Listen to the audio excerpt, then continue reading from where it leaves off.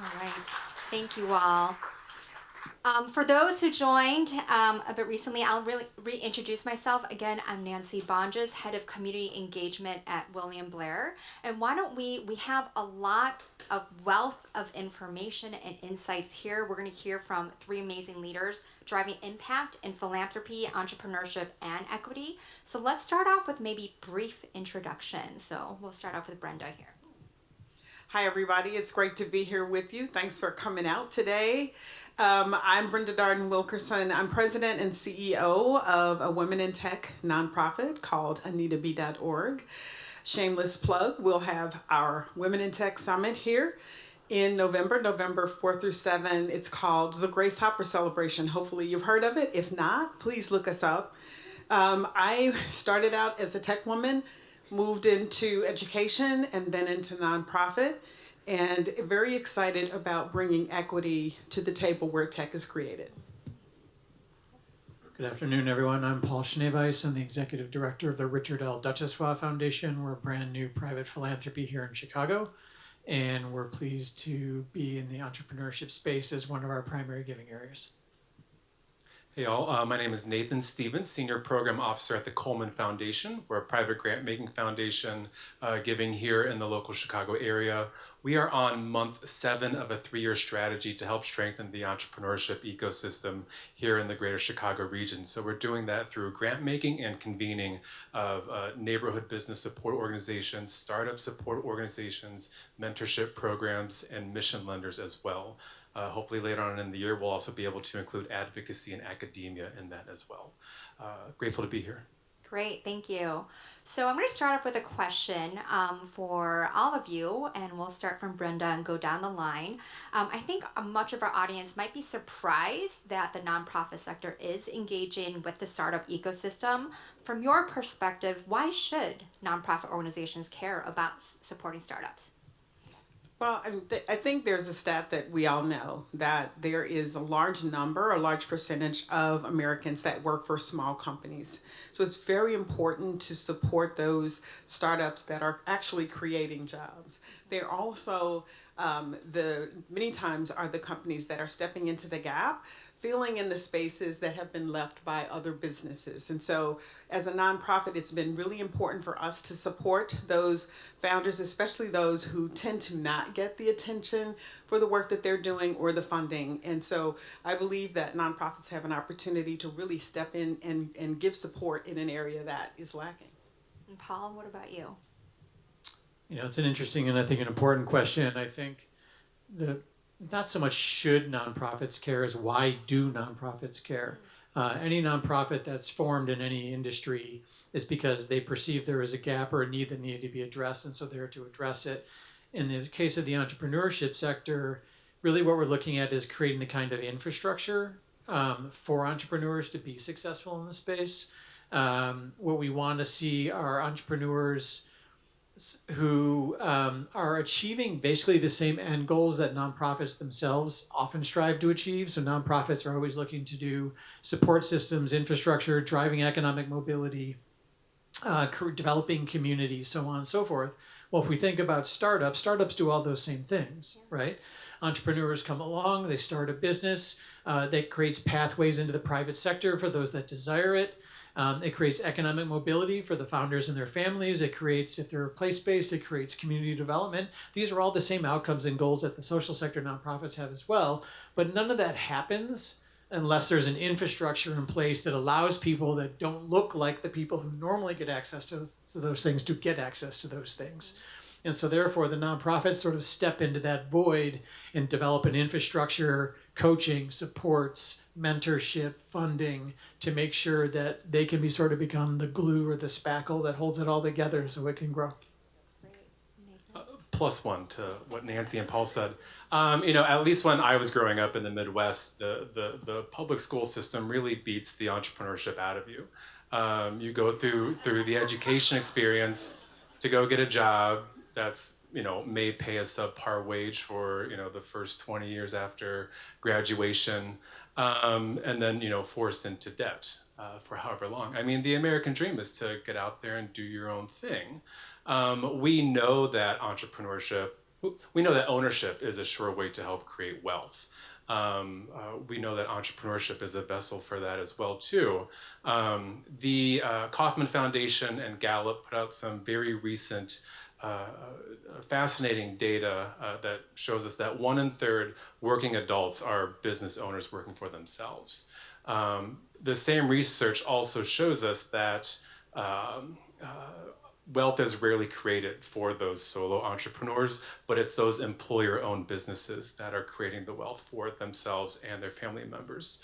You know, great opportunity to really invest in long-term sustainable solutions when we all understand that not everyone has the same starting point and that there's a path forward for all of us. Great, thank you. Another question for all of you, and Nathan, we'll start with you this time. And you went into this a bit already, but would love to go one level deeper to look under the hood of your organizations. How does your work intersect specifically with entrepreneurship and with the startup ecosystem? Sure.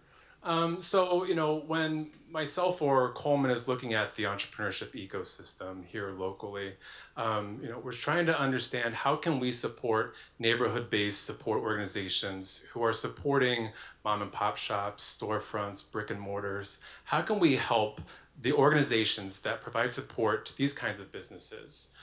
These are businesses that we know can help attract startup companies, larger companies stay in Chicago or come in Chicago, who will then bring a workforce to frequent these businesses. Knowing that in Illinois, you know, I think annually we're losing about 55,000 qualified workers a year. In turn, how can we also support the startup support organizations that are helping to develop Chicago's great tech and innovation startup support space? And how can Coleman help these groups help the entrepreneurs actually stay here and not go to Austin or to the Bay Area or wherever they're going? And how can we get these groups to really reinforce one another? And we do that through our convening agenda by making sure that our neighborhood groups have access to those that are serving the entire region, whether it's somebody who is just starting off for the first time and they want to launch their own marketing agency. How can we help them make sure that the resources are not just done in silo, that there's no best kept secrets, that everybody has access and everybody knows what each group is doing. We understand that a lot of our grantee partners don't have the opportunity to get out and network because they're so leanly staffed. So we're trying really hard to build out their capacity so that they have the opportunity to go out and network and find out what other programs and services are being offered so that they can then go back to their clients and the entrepreneurs that they serve to relay those resources. I think for us at the Richard L. Duchossois Foundation, it's about building infrastructure. And I think there's this sort of misperception, especially in the social sector where we typically operate, that it's only nonprofits that need supports and help to be successful, right? And at the end of the day, the reality is for-profit companies also need supports to be successful.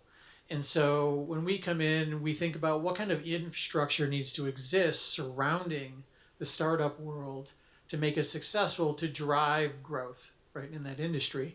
And so we think about backing builders who don't look like other builders, who might not have access to the technical resources or the capital, the connections they might need, right? And how do we foster those things and make them happen? We think about reducing barriers to access to some of those things as well. So we focus on funding nonprofits that can do that sort of work, barrier reduction. At the end of the day, if entrepreneurship happens and flourishes in Chicago, it's going to drive an inclusive economic growth, right? And that's really what we're after in the city more broadly. But also people need to understand that funders, as you all understand, need more than capital, right? They need supports, they need coaching, they need mentorship, they need infrastructure supports, they need back office supports, they need all these things that make them successful. And that doesn't sometimes materialize from nowhere. So if we can fund nonprofits that can provide that mentorship and coaching and back office supports and all those things to the startups, then we're creating a foundation, a stronger foundation to build on for a more inclusive economic growth in the city. Well, I want to say plus one to everything that's already been said, but one of the things that we've done at anitabe.org is create a new sort of ecosystem for women entrepreneurs called Pitch Her. And it's a pitch competition where we put out a call for people who have started their businesses, and we bring them to the Grace Hopper celebration, and we do several things with that. Of course, the women are pitching for prize money, and we provide a very decent amount of prize money. But we also provide for them coaches to help with their pitches, and we also put them in an environment where there are people from all over the world who either already have businesses, all the way down to people who just have ideas. And what we're doing is feeding that ecosystem, showing people what they can do and can be. Many times for women, what we find, because I'm a technologist by training, is at the tech conferences, many times the people who are speaking are mostly men. And so there isn't that example, that feeding of example of here's what women are doing, here's what they've done to be successful, here's what they can do. And so what we've seen is an increase in the amount of entrepreneurship. And also we teach about entrepreneurship, which is where people build within companies. I was an entrepreneur in the school district here. And so many times people don't understand where they can develop their ideas, how they can get support, or companies don't understand how to nurture those types of ideas from within. And so our focus has been to just put more out there so people understand what they can do, who they can be, and understand how important they're bringing their ideas to market is for their communities, for their families, and for all of us in general. And we're really excited to be able to do that.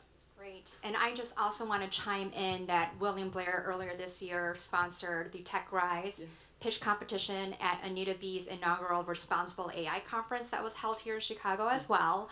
And so that visibility is so important. I love what you shared about convening and about just creating the coaching and the other opportunities to support entrepreneurship. Brenda, staying with you, can you focus more on that launch pad phase for startups and founders?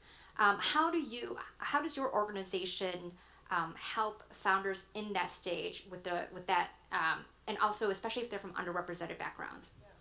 So one of the things about putting people in an environment where they can see other founders is that many times they find what they weren't looking for. So we'll see a technical founder who is really good at the tech come together in a group of other founders or other technologists and find their CFO or find their CMO, right? And so it's really important when people are launching their business. Sometimes they don't know how to do the rest of the business, and they don't know that that's what they're looking for in a community. And so we create that community that is supportive of the business going forth. We met a founder who was an immigrant to the United States, had her own challenges being really brilliant, but not being able to speak the language and suffering in the education system. And so she had created this conversion for the teaching in her schools into several different languages, but she didn't know really how to drive that into the marketplace. Coming into the environment, we specifically put other people there who were looking to be support in businesses, and she found her CMO. And so it's just as important that the person who's creating the business has those partners that many times they don't start out with, and we are supportive of that. That's great. Thank you. Nathan, how do you see nonprofit organizations filling the gap where traditional accelerators or VC may not reach? Yeah, sure. Every entrepreneur is different, although their needs may be the same. Not everyone is going to have access to friends and family dollars. A lot of that may also depend on what zip code you're in as well, too, and the system is just not set up fairly. So VC funding may not be for every entrepreneur, angel investing either. So we're trying to approach it at as many different entry points as we can. We have a great colleague who works at Chase, who does some of their philanthropic work, and Felicia Manley is her name, and she's always, talking about if there are 15 stages to access to capital, and the first 14 are about that readiness. How do we actually get to that 15th step and actually get dollars into the hands of the entrepreneurs who need it to start, scale, or grow their business? a few years ago, there was a report out about Axion's Opportunity Fund. Axion's a CDFI, Community Development Financial Institution, so they will actually deploy loans to entrepreneurs through the lens of mission. Subprime prime rates, 8%. They studied about 300 different entrepreneurs who received loans and found that those who received the easier access to a loan were able to grow their business. They didn't have to go through all the hoops of a traditional lender, and were able to invest in their business a lot sooner, a lot faster. Coleman's board this past June just actually approved a 3-year grant where we're going to try something similar with the Jewish Free Loan Chicago. We're going to study 7 entrepreneurs who are going to receive anywhere between $5,000 and $10,000 loans at 0% interest rates, because we know what greatness can happen at 8%, what greatness can happen at 0%, and how can we take that information, not keep it siloed or in a vacuum, but actually share it with the rest of the ecosystem and across the state and the country to hopefully help inspire some future 0% loan programs. Great, wonderful. And Paul, after the initial launch, how can nonprofits help founders maintain momentum and navigate growth hurdles? Yeah, it's a great question. And, it begins, I think, with what our keynote speaker just said, something she just said, which is there's no expiration on purpose, right? And it requires patience and momentum. And so when I think about how nonprofits can step into that foray, is like after the fanfare of accelerators and demo days and all that stuff kind of disappears, that's the what next, and you go into the silence, right? And so you have to do the work of the work. And so what are the resources and wraparound supports that can be made available to entrepreneurs and leaders in that space when they hit that moment in time? And what that really requires are people who step in with post-accelerator support. So it could look like coaching. It could look like structured strategy support, so creating milestones and goals and helping them stick to those goals. It could look like back office supports where they struggle with legal or compliance or accounting or those sorts of things. It could look like peer-to-peer mentorship, particularly with mentors who come from the same sort of cultural context they do, that can help listen and understand where they're coming from and what they're experiencing. There's a wide array of sort of services and supports that these nonprofits can provide, and I think one of the takeaways from us to all of you in this day is, if you're not aware of the nonprofits that exist out there to help you with these things, there are many here in Chicago, and we encourage you to seek them out. Great. I also want to take the time to give a shout out back to Coleman, to one organization that's also in the audience, the YWCA Breed Love Entrepreneurship Center. They also have been focusing on launching a zero interest microloan program with us. So thank you for what you are doing as well. A question for all of you, because let's think about what does this look like? How can you help us see this come to life? Do any of you have a quick story that you can share about how your organization helped a founder achieve success along their journey? Yeah, I can start. Yeah. Just keeping with Breedlove, Cheryl Hudson Jackson, the Breedlove director at the YWCA, is here, a wonderful partner to the Coleman Foundation and to the entire ecosystem. Their program helps established entrepreneur women of color take their business to the next level. There's one amazing, delicious business, Lorenzo's Frozen Pudding. Yeah, you got it, yeah. Oh, awesome. Yeah. Genesis has gone through this program where she's receiving the education, the advising, the access to all the other resources. That's one group that we are supporting. Another group that Coleman has supported has been the Good Food Catalyst. They have a separate program called the Good Food Accelerator.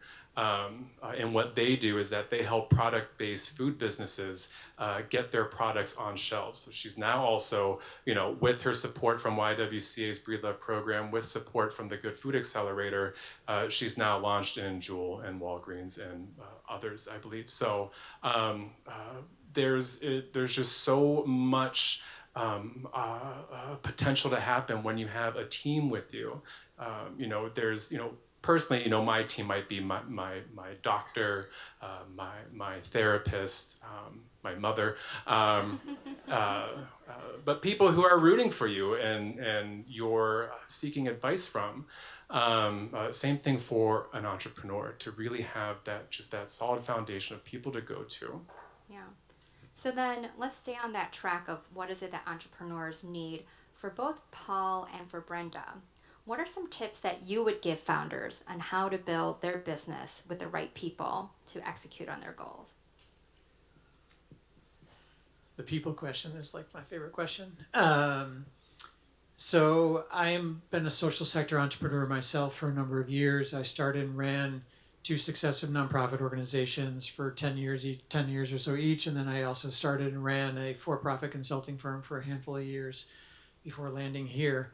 So having gone through different iterations and kinds of startups over the past 25 years of my career myself and lived experience, I've come to really appreciate the importance of people, right?